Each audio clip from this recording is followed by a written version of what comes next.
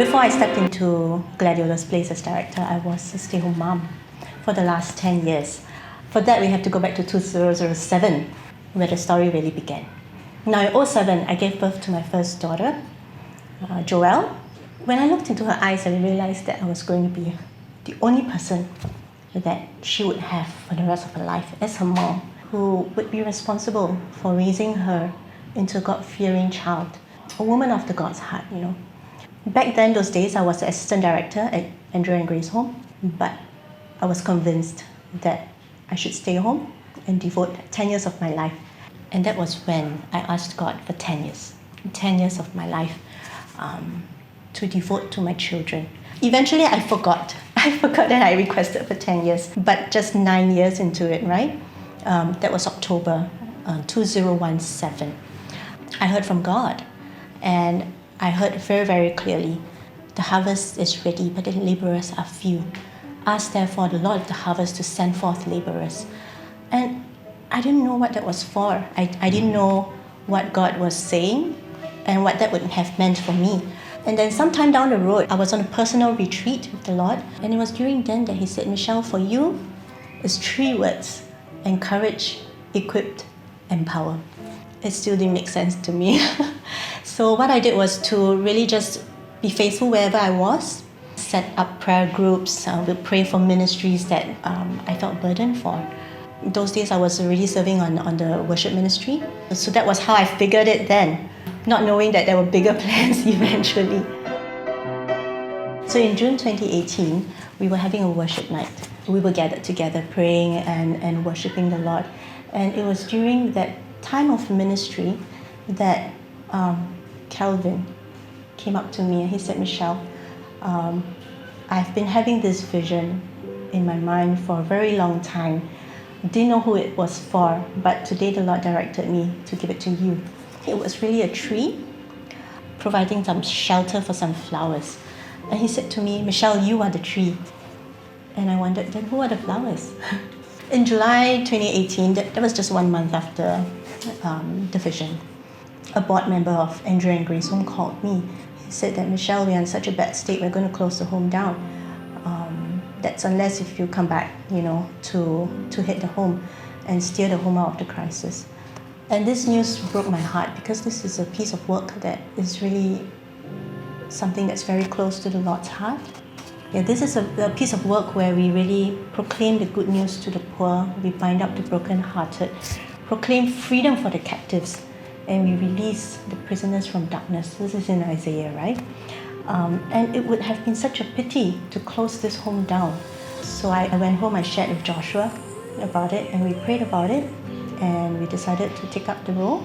So it was only after I decided to take up the role that I was told, by the way, Michelle, AG Home is no longer AG Home, it's Gladiola's Place. And I wondered, wow, why this name, right? It's hard to pronounce, it's hard to spell, and really what did it mean? So I went to Google, right, and gladiolus is the name of a flower. And immediately I thought of the vision that I had, you know, the tree, providing shelter to the flowers. So as we prayed, a team of us back in St. James, this other verse came to mind, you know, it was prayed over, that the girls of Gladiola's Place be clothed in strength and honor. And it's amazing that the gladiolus flower, it symbolizes strength and dignity. So in September 2018, I came back and took up the role. And it was very surreal walking around the premises because the last thing I did at AG Home was to move everybody over to this current facility at Mata Road. So seeing how it has grown over the last 10 years has been really amazing. When I started work,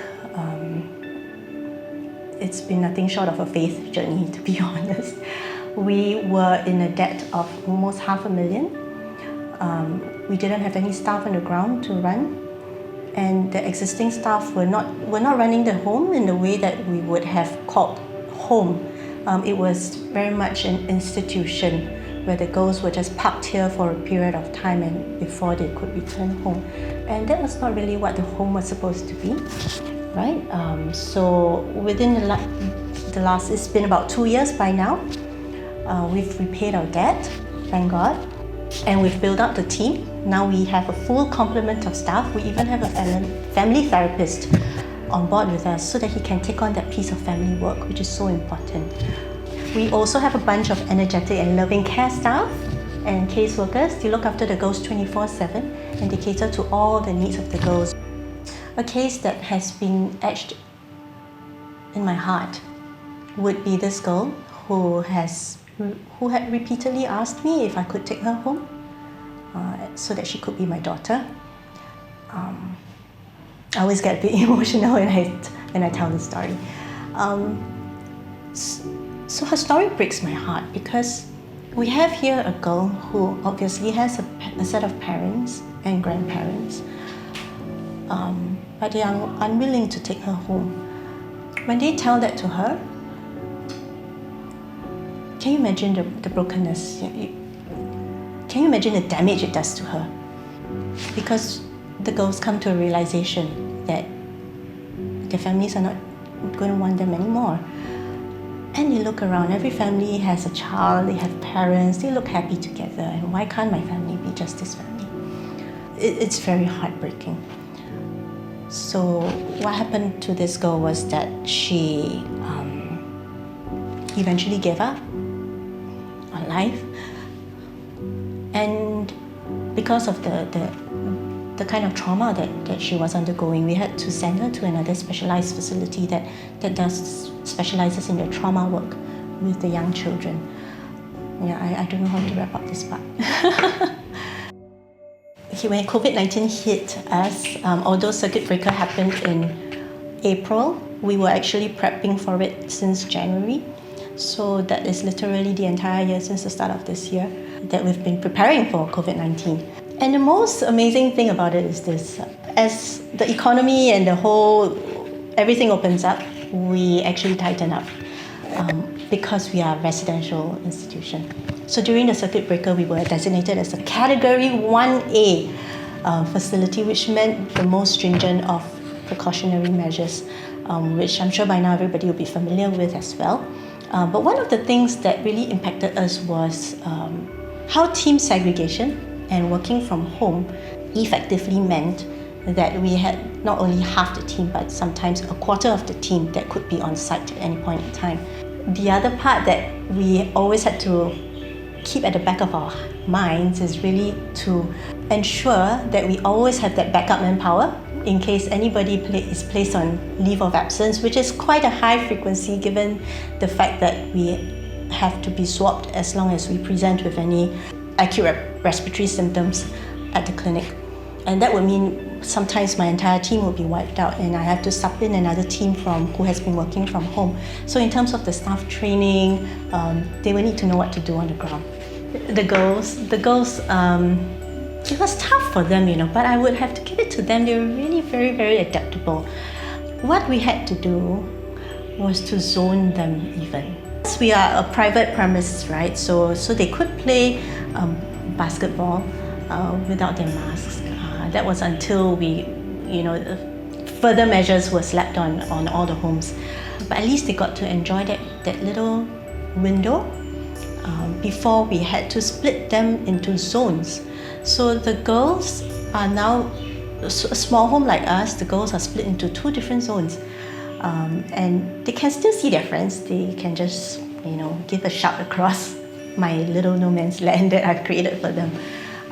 But yeah, they do miss one another because we do know that a lot of the bonds are being built at night, where they just lie in bed and they chit-chat with each other. They really build the bonds then, but they can't do that anymore with friends in the other zone. So at the height of the whole circuit breaker and all that, I was crying out to God, and it was just that one night that He shared with me Psalm 36. And I was so assured by His word and His assurance that even in the face of everything, we could take heart in His unfailing love. And He said that we can continue to feast in the abundance of His household. That was just mind-blowing to me.